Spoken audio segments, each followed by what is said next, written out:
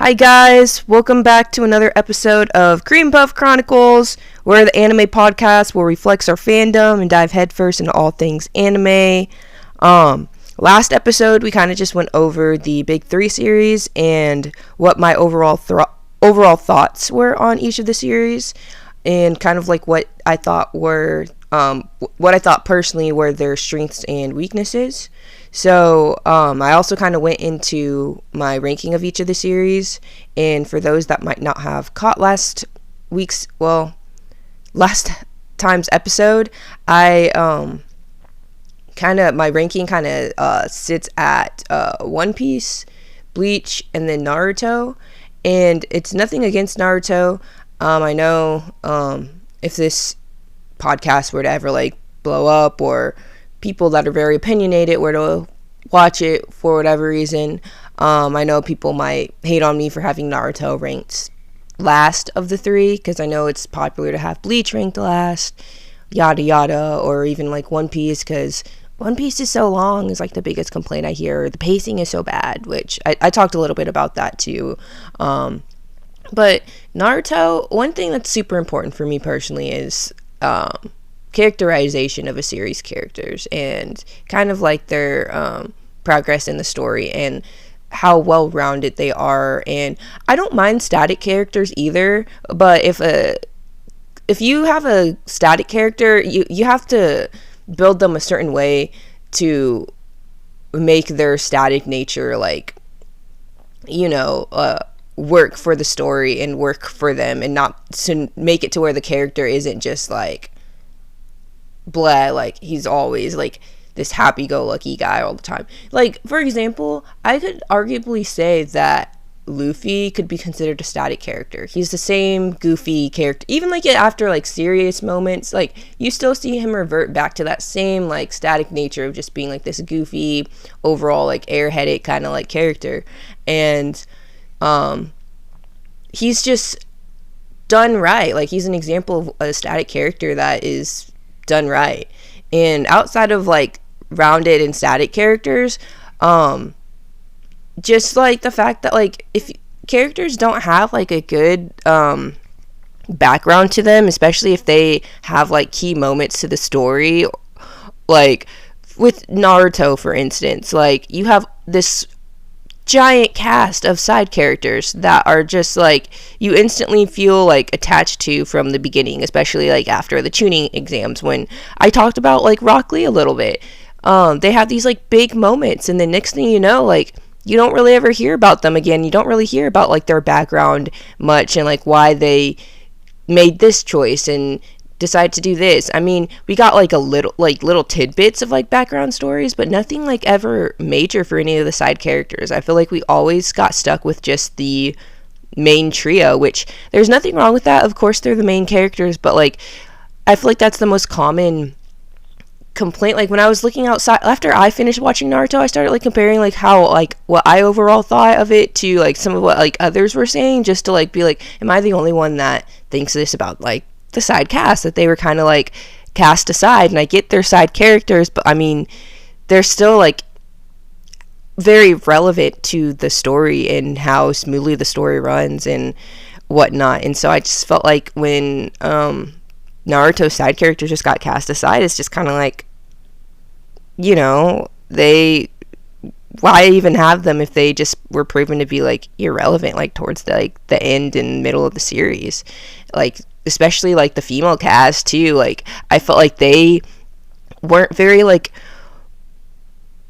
rounded, like they were meant to be like rounded characters, but they didn't ever like fruition into such. I mean, at the end of the day, you always just had Sakura and Hinata constantly fiending for the men, like their crushes, and that's all their personalities like revolved around. And arguably you can say Sakura like kind of like pushed past that, and like she had like a big role in the war, and same with like Hinata, like she had like her like big moment in the war, but at the end of the day they still reverted back to only doing certain things to impress like their crushes and to like help support them. Like I wish they would have like evolved outside of that and done their own kind of like self-building, like I'm getting strong for myself. Like I just hate the same, like how female characters often get thrown in that trope where they have this big crush on this guy, and every decision that they make always revolves around whether the guy will like it or if it'll help the guy or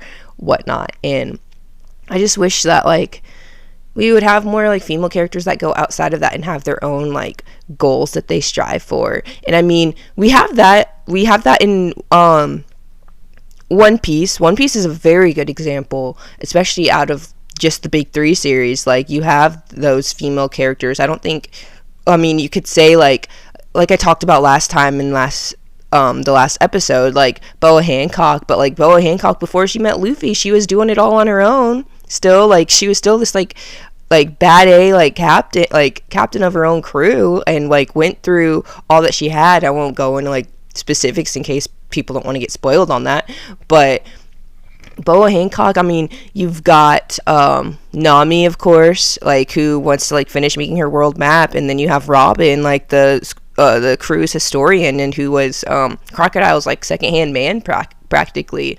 Like you just have these like, I feel like One Piece does very well with their female cast of characters. I mean, there is like the controversy of how Oda like draws them, like he makes them have like big breasts and whatnot, but I mean, outside of that, I feel like written like wise, like they're very well developed. I think Oda does a great job with that. When it comes to Bleach, I mean, you could say Orihime, I was blanking on her name for a second. Orihime is similar to like Hinata in a sense, but I just feel like there's like a slight difference, because I mean, I think it's just, again, like I talked about last time too, is just my bias like breaking in, because I mean she is closely similar to like Hinata, but I also feel like she just does more and adds more to the story than Hinata did. Like really, like Hinata, she didn't really add much to the story outside of I have this big crush on Naruto, and then later in the future she bears his, oh yeah, I mean, if you haven't heard of Boruto by now, then I don't know what to tell you, but Boruto is Naruto and Hinata's son, so there you have it. I know I said I was going to try to avoid spoilers, but I mean, everyone's got to know about Boruto by now. Like, again, if you don't, I'm sorry if I spoiled that for you and whatnot, but whatever, you know. If you don't know, like, you got to get more in the loop than that. But yeah, I just feel like that's all that Hinata ever really added to the story, whereas like Orihime, like she's like this powerful healer, and she like a lot of what she does is with the intention of helping Ichigo. She also like does her best to help her other friends and help her other comrades, and she genuinely cares. Also, I just want to do a quick side note. If you hear any like weird sounds in the background, I don't really have the best like equipment, and so it's my cat. Especially if you hear like a little bell sound, it's him moving around. I know last episode I noticed when I was editing that I could hear his little bell and him like getting into stuff. Yeah, that was just him there. If you heard that giant thud, he's a little over a year old, so he's like in that age where he's constantly getting into stuff and being rambunctious and stuff, so I apologize for any background noise you may hear. But anyways, so I can't remember if I finished my thought on the Orihime situation, but yeah, I just felt like her situation was a little bit more different than Hinata's, because she excuse me, she provided more to the story outside of just supporting Ichigo. Like, she did a lot more, like, when it comes to, like, healing important characters and important parts of the story and whatnot. And I'm sure, like, I haven't finished, like, the regular Bleach yet. Like, I haven't even gotten to Thousand Year Blood War, so hopefully it just, like, gets better from there. But so yeah, that's kind of just what we discussed in last time's episode. This week, I know I had said before that I wanted to do talk about Studio Ghibli movies, but I just didn't really have the time last week to really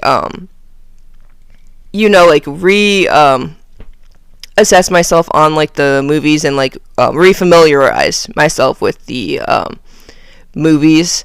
I'm not gonna make any more promises of what when the Studio Ghibli topic is gonna come up, when that episode's gonna come up, because I mean, I can remember for the most part, like, some movies, like, premises and stuff like that, but I'd really like to, like, go in depth over, like, more than just, like, one or two of them. And so I'd really like to refamiliarize myself with more of, like, the movies outside of just, like, I could maybe tell you about, like, plot points and opinions on, like, Spirited Away and My Neighbor Totoro, Ponyo, and, like, Howl's Moving Castle.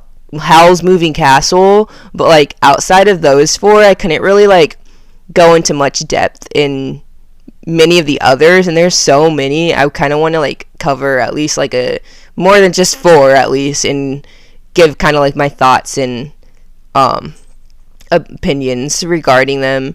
And that episode will, if it ever comes, which hopefully it will be probably, like, a longer episode too, because I'm gonna, like I said, there's a lot of, like, of the movies that I kind of want to go in depth with and talk about. So again, if anyone was, like, looking forward to that, I apologize. On Blue Sky, I actually did end up, like, revoking the topic of Ghibli movies. So if you follow me on Blue Sky, you probably already knew that I wasn't going to do Ghibli movies this episode, because I had already, like, made a post about it saying that I wasn't. And instead, this week, I'm actually going to be talking about my thoughts on Frieren. So sorry about that. So Frieren is a newer series. It came out last year, because we're in 2025. Believe it came out last year. The years have just kind of, like, grown, like, morphed together for me at this point. So I apologize if I'm inaccurate on anything.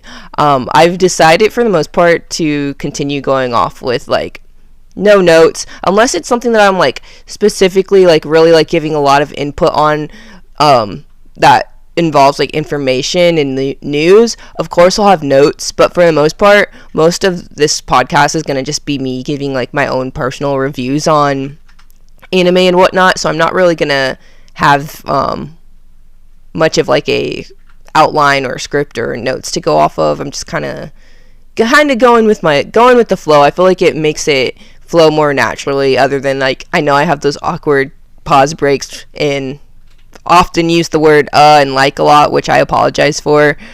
They're just kind of holding space words. So anyways, so Frieren. So when I first heard about Frieren, and I had seen, like, this is when I was on anime Twitter. This was in my anime Twitter days.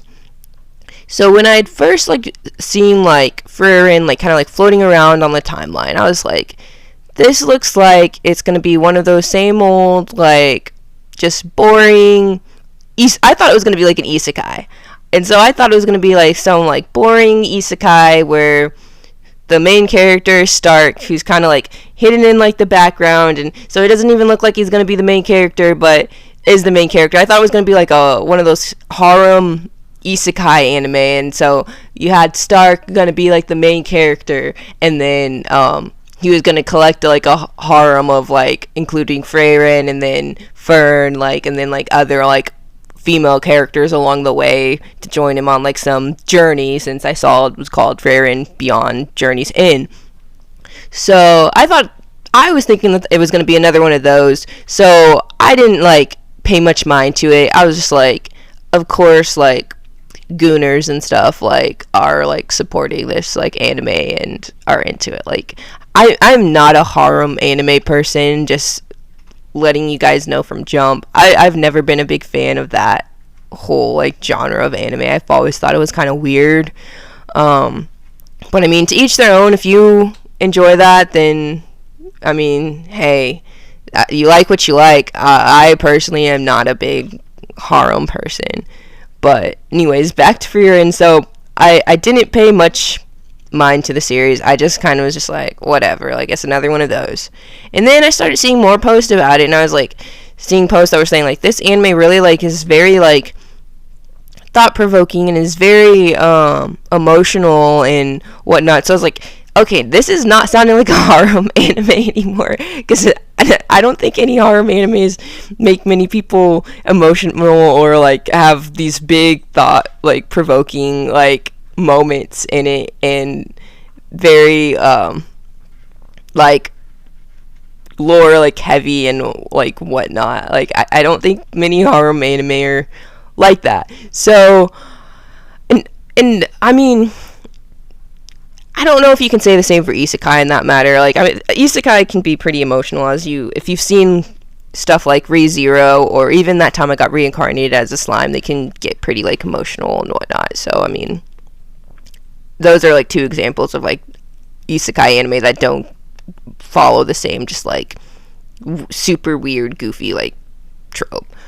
But anyways, so I started seeing like more like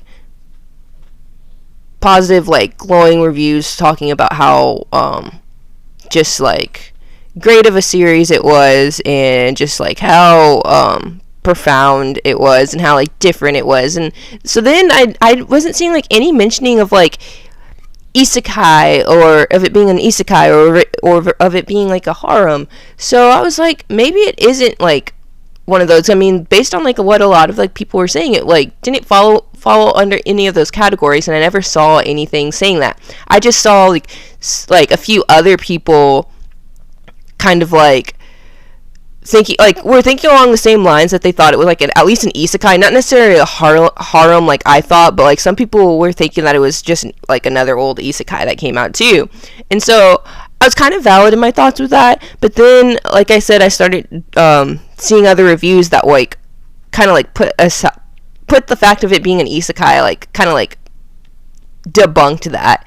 And I ended up finding out that it was just a fantasy anime, and the main character actually was not Stark, the guy clad in red that you see on like the cover poster. You find out that the main character is the elf, is Frieren, which of course the series is called Frieren, but I mean, if you haven't seen the series, you're not gonna know which one is Frieren, and if Frieren isn't like the name of like a town or a city, like, which was my assumption, that Frieren was just like the name of like the world, not necessarily like a character. And so like I was actually like really like pleasantly surprised by that. I was not that like Stark wouldn't have made a great main character, like if you've seen Frieren and like see how he interacts like later on. I'm glad that we got like a strong female lead for a fantasy anime, and it's very rare that we of getting like a fantasy anime as well that isn't an isekai. That's why I feel like a lot of people jumped to that conclusion. Is many people thought that with it being like a fantasy based world, that it was going to be another isekai. And man, can I say that I'm sure not just me, but many of the other people that thought it was an isekai as well were pleasantly surprised. And not that there's anything wrong with isekai. There are a few good isekai, like the two I mentioned earlier, ReZero and That Time I Got Reincarnated as a Slime. I'll start just referring it to as slime anime now too, by the way. So if I say that slime anime, that's what I'm referring to, because am tired of having to constantly say that time I got reincarnated as a slime. It's just kind of a mouthful. But anyways, those two are great examples of isekai, and it's not that it's like a matter of, I just sometimes feel like isekai kind of like go on the like too like goofy end of things, because like I said, this whole podcast is based on gets like its name and credit from the Mashley anime, which is a comedy anime. And this is something I talked about in my first episode, like about how comedy anime, just because it's like that's the main point of the story, doesn't mean that it's bad. But I feel like isekai just like kind of do like a kind of like unfunny when they're trying to be funny. Like, I don't know, it's hard to explain like the difference, but like hopefully you guys get where I'm coming from. But like I said, ReZero and the slime anime, both solid examples of isekai, so it's nothing against like the isekai genre. Like, there are some like good examples of it, but for the most part, I know we're like, if you're like a anime vet or if liked anime for a minute now, like, you know that the isekai, there's like some that are just not the vibe. Like the vending machine one, I haven't seen it myself, and I know I talked about not trying to judge stuff before you've seen it, but it just seems all around like just like incredibly like goofy, and like the sense that it's just like not even like a good kind of like goofy. It just seems like it's just like super weird. Like, who came up with the idea of a vending machine going into a, like, someone turning into a vending machine, and then having the vending machine become like a dungeon like crawler? Like, what? Anyways, I'm kind of getting sidetracked. Here I am like going on another like random tangent. But anyways, so like back to Frieren then. It was easy to like assume that it was just another isekai based on it being based in like a fantasy world and stuff. And like I said, it was just like a nice pleasant surprise to find out it was like an actual like fantasy like anime, like no isekai relation whatsoever. And the main character was an elf, and her name was Frieren. And going on that, I just like the overall premise of Frieren is very like interesting, and for those that haven't watched it, it's available on Netflix, which I know not everyone has Netflix, but common majority of people have Netflix. And it's on Netflix now, so for those that haven't watched it and have Netflix, I highly recommend it, especially if you do like fantasy anime, because it kind of even takes the fantasy genre onto a different kind of like spin. Because when most people think of fantasy, they think kind of like similar to like Game of Thrones, and how a lot of it is going to be based on just like politics and like the action side of it. But with Frieren, it's kind of like a nice like slow paced like, and like even people that usually are not fans of slow paced stuff, I have heard that they have like made an exception for Frieren, like, and said that like even though it has like this like a slow start and overall just like steady pace like throughout the series, that like they were like impressed, like majorly impressed by it. And I'm kind of like the same way. Like, I'm kind of weary of like slow starts, like anime and just series in general that have like slower starts, and I'm not like the hugest fan. I like jumping like right into the action usually.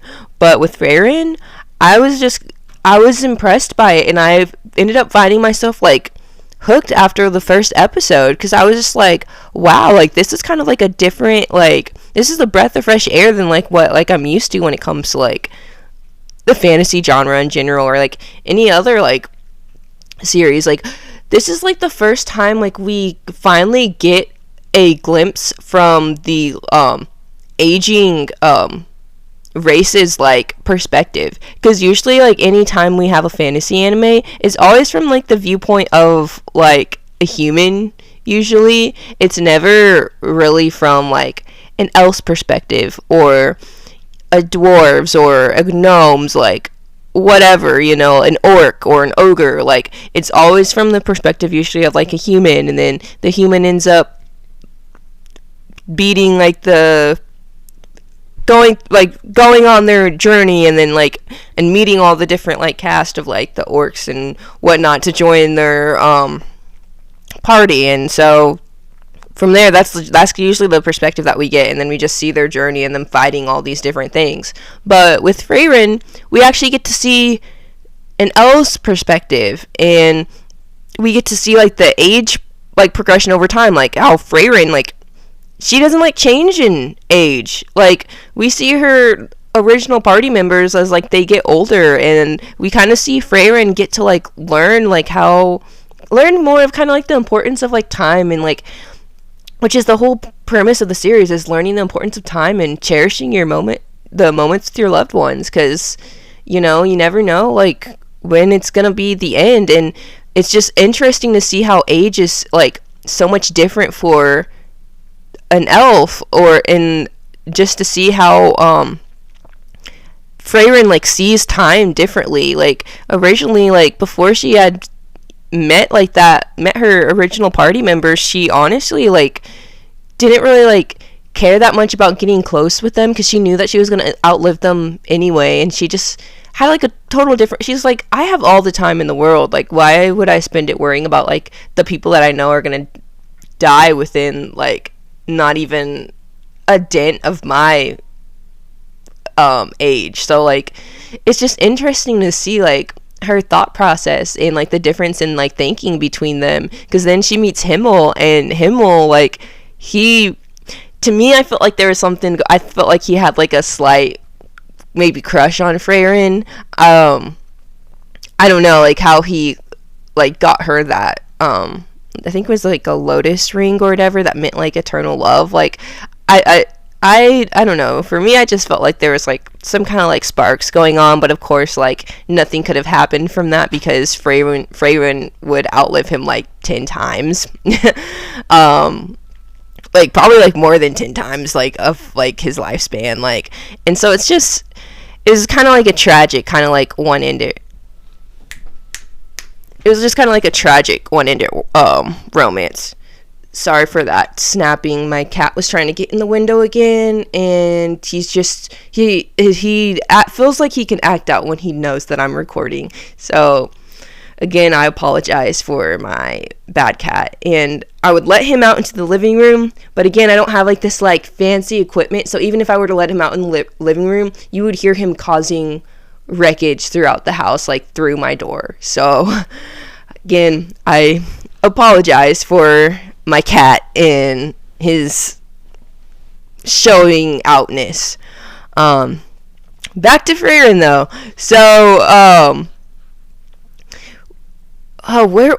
now I'm like lost my train of thought, thanks to Asta, who's my cat, by the way. I named him after Black Clover, actually. What was I saying? So yeah, I was talking about how it just was interesting to see Frieren's like perspective when it comes to time. And then yeah, I was talking about like the kind of like semi sparks and like one-ended like tragic romance that we see from like on like between Himmel and Frieren. And it just, I also just appreciate the fact that like we got to see like the difference in their thinking of time. And then we also see Frieren kind of like learn from the priest. I apologize, I can't remember what his name was. It was the guy that raised Fern, but we kind of like see that he kind of like tries to like teach her like, hey, like, I get you see time differently, and you see us as just like you're gonna outlive anyone, you know, because you're an elf and we're just like humans, and I'm on my deathbed, gonna be on my deathbed pretty soon, but like you should learn to try to get to know us better, or like your future party members, like the people around you just in general that you come across better, because it's still nice to have those connections and be in that moment.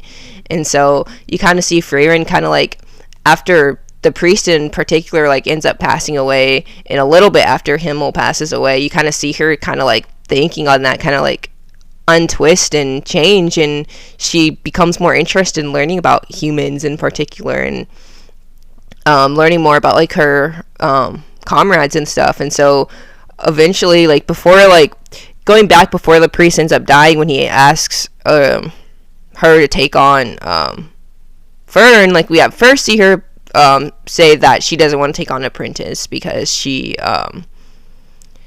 thought that Fern would just get in her way. And then eventually we see her kind of like thinking change, especially when she sees him kind of on his deathbed and on his last leg. We kind of see her thinking on that change, and we see her like starting to like train Fern and whatnot. And then eventually, once the priest ends up dying, we see Frieren take Fern with her on her journey. And then from there, we kind of just see during their journey like Frieren doing her best to, you know, like learn about like humans and to learn about Fern. And especially I thought that like cute wholesome moment of her trying to go out of her way to buy her like a birthday present and trying to find something that she would genuinely like I just like little moments like that like are just so wholesome and sweet to me. And I really like the overall premise of the story of just like focusing on like the matter of time and just the importance of getting to know your loved ones while they're still here and just cherishing those moments with them. Because then I just love the little flashbacks we get whenever like certain like moments happen. Like we see like whenever they meet Stark, and then Stark has to fight that dragon, we see him shaking with fear, and Frieren just kind of like relates that back to I'm like blanking on their names, on like the his master, Eisen, yes, Eisen the dwarf. We see her kind of like relate back to like Eisen like getting like scared and like shaking, and she was like, it just like I just thought it was like really cool how she made that like connection. And then she like kind of was able to give Stark some like better like advice, and like was just saying like, hey, like your master Eisen, he was kind of like the same way as you, like he would shake before every battle. And it kind of like imbued Stark with like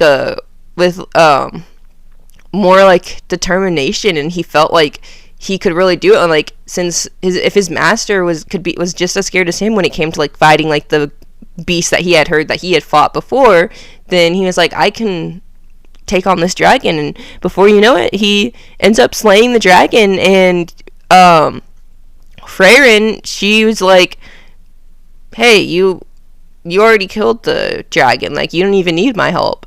And then eventually like we see Stark just join their party like at the end of that episode. And from there, like we just see Frieren also try to like form like a connection with Stark, like by bonding with him over his master. And then we just see also like I thought it was like cool to see like Frieren trying to like understand like how teenagers work, like with her trying to figure out like why Fern and Stark aren't getting along and whatnot, and how eventually when they come across like this other priest that's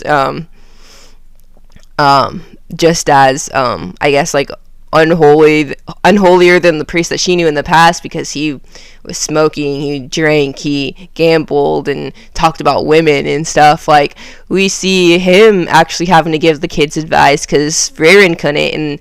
And he asked Frieren like, hey, don't you think it's odd that the kids have to come to me about advice like this, like when it comes to like relationships and whatnot? And Frieren just is kind of just there like, I don't see those things like the same way. And she's like, I think it's like nice that they have you to come to, because I personally don't know much about that, because I never really thought to form like close relationships with people, because I just knew eventually that they're gonna die anyway, like before I do. Like why would I get close to somebody just to wind up like hurting myself more after like they pass and whatnot, because I'm formed that connection. Like, she just didn't think that it was like necessary to ever get close, so she never got to really know how relationships work and stuff. And so I just think that overall perspective with her on that is just incredibly like interesting, and I just feel like this is like a kind of like a newer like concept when it comes to this, because I cannot think of like really many other series that have like done things from like the perspective again of like the aging like race, where they just kind of like look back and we kind of just see like their difference in like perspective when it comes to little things like how relationships are supposed to look and run and whatnot. And just with Frieren in particular, like she never got close with people in the past, so how is she supposed to know how a relationship is supposed to run smoothly and like how feelings really like work and whatnot. Like, to like any like to us on the outside perspective, we could see that like Himmel obviously like had some kind of like feelings for her, like almost like romantic feelings for her, but of course she's kind of just like was blind to that. And even if she did know about it, we knew that she would probably have let him down anyway, because she wouldn't have started a relationship with somebody that's not going to be able to like live to the same amount of years as she, because I mean that's just tragic. And it's a kind of like like I said, like I referred to it before, like a tragic one-ended love story. And I just, like I said, I just think the series just with its like slow like burning like pace, and like it's like revolving around that, like the whole concept of like time and whatnot, I just think it's so interesting. And then it still like has like its moments of like action, like with any other like fantasy series. Like we still see Frieren and like Fern, like in like Stark, like with we see pretty early on with like the dragon. We see Stark take on that dragon. We get that little bit of action there, and then we get the little bit of well, not even just like a little bit. We got like a lot of action in the demon like arc whenever they go up north and they have to take on the demons that are trying to take over the town and break past the barrier. Like we see like Frieren, she I still like I don't know like if it's how it's said in the sub, because I watched Frieren in the dubbed version. I've been more keen on watching dubbed lately. When she tells the demon lady to like kind of like commit toaster bath, if you know what I mean with that, I just thought that was hilarious. Like we kind of got to see like a different like Frieren that's just like this bad like mage, you know. Like we had been hearing like all about like how like strong and powerful of a mage she was, and then we like really get to see it in action when she takes on that demon lady. And so it for those that like really like action, like I mean you still get your action in Frieren, like you get plenty of it, because then when we get into the arc where they have to get certified as like class mages or whatever, we see them having to take on these different challenges and stuff that they have to pass, and we just see them, especially like when they have to go into the dungeon, that like ancient dungeon, and fight themselves. Like you get a lot of action within that. And then even before that, when they're trying to like steal each other's like magic birds or whatever in that prior challenge, we see them like fight each other to steal each other's birds and whatnot. And we see Fern get a little bit of action, and then we see Frieren of course like get some action too. Like you get like a good serving of action as well, because I feel like with fantasy there always has to come some form of like fighting and action. I mean that just comes with it. And so I just feel like that that the series provides well for those that like are more action oriented too. It's you gotta wait just like a little bit for it to come, because I mean, Frieren overall is just like a slower paced sort of anime, and then again the premise isn't really solely on like the action. It's more so just like on that whole concept of time and seeing Frieren kind of like change and we can just kind of like see like Frieren change over time, and we see like kind of like her perspectives on certain things change in her learning, because in Elf Ear she's still kind of like a child. Like she's still like trying to like take on and like learn more about like the human experience, because as an elf she just sees things differently because she has so much more time to learn and experience different things, whereas like humans, like their lifespan is like way shorter than that of an elf. So you kind of just got to get, it's kind of like YOLO for us. Like you go out, you only live once. You go out and have your first heartbreak, get in your first relationship, like you try that new skill you'd been trying to get better at. Like you go out and do those things because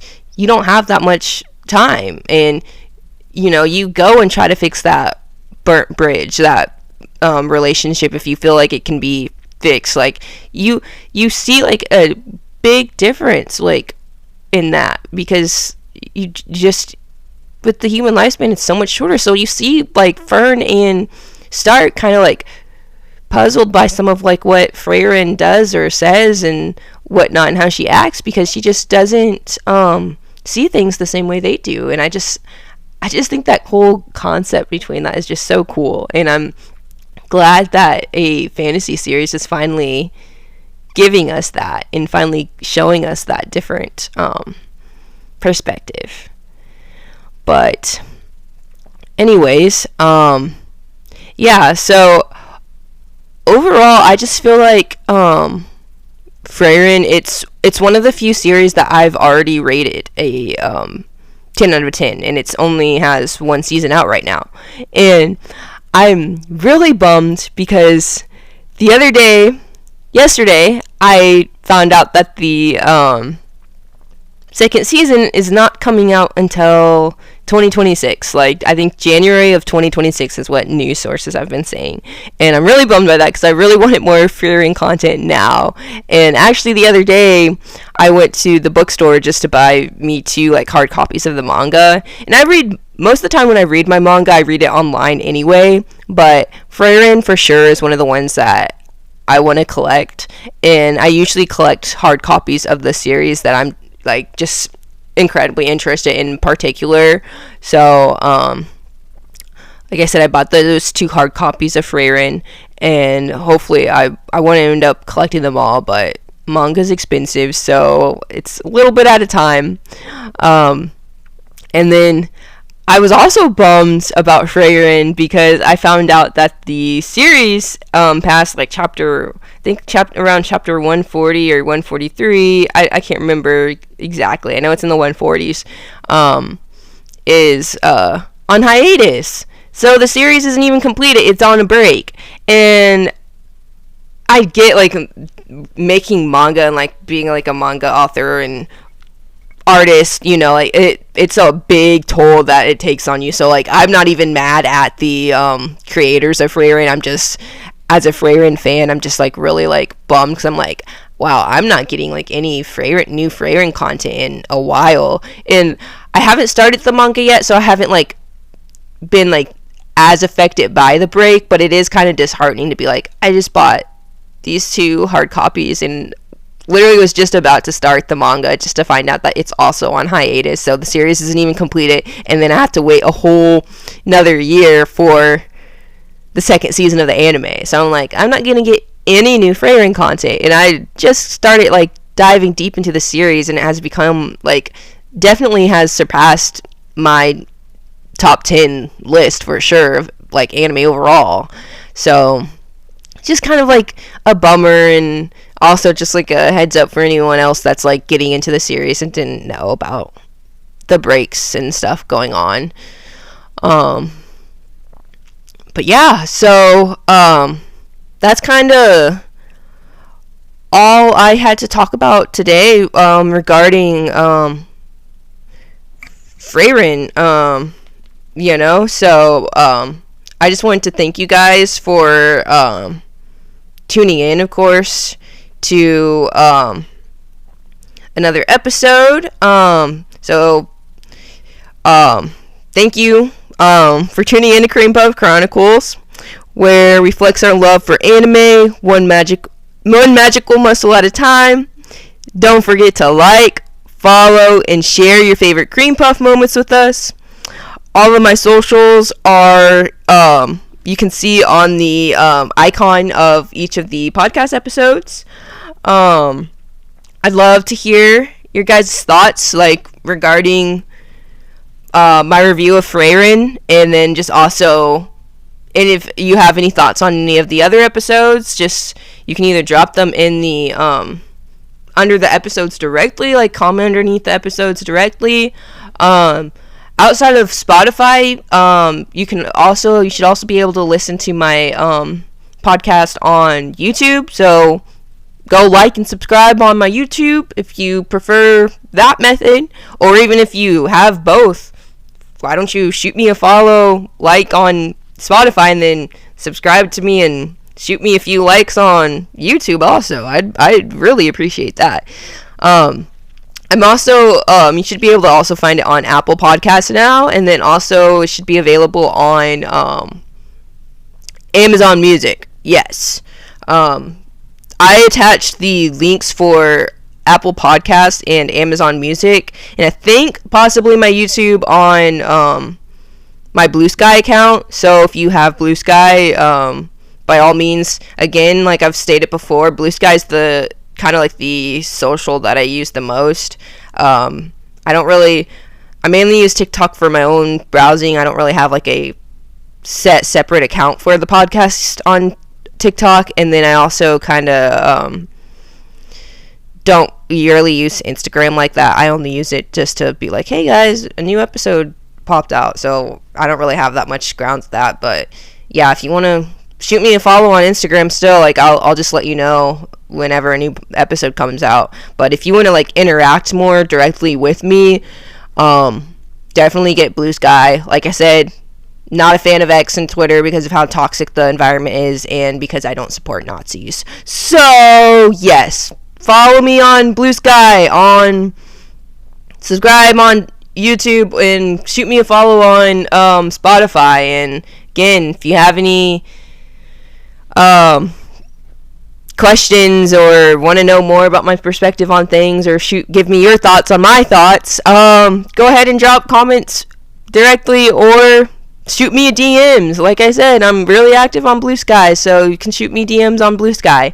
I think next week I'm going to, like I said, don't take anytime I say I'm going to talk about something next, I won't even take that as to heart fully, because usually I'll find something else that I want to talk about more. But I think I'm pretty set in stone for what I want to talk about. Not next week, but the week after next. I think I'm going to do every 2 weeks is going to be my set schedule for now on. Is spend 1 week doing, all research or whatever on refamiliarizing myself on the content that I want to talk about, and then the other week actually recording and editing and then posting the podcast on Saturday. So every 2 weeks, every other Saturday. There we go. Every other Saturday is when you guys hopefully should be getting a new episode. But anyways, what I feel like talking about the Saturday after next is Dungeon Meshi, or Delicious in Dungeon. Another great fantasy series that's on Netflix that has broken into my top 10. So definitely give it a watch, especially if you want to know have a little bit more background before I drop that next episode. So yeah, again, thank you guys so much. And so until next time, stay pumped and keep the magic alive.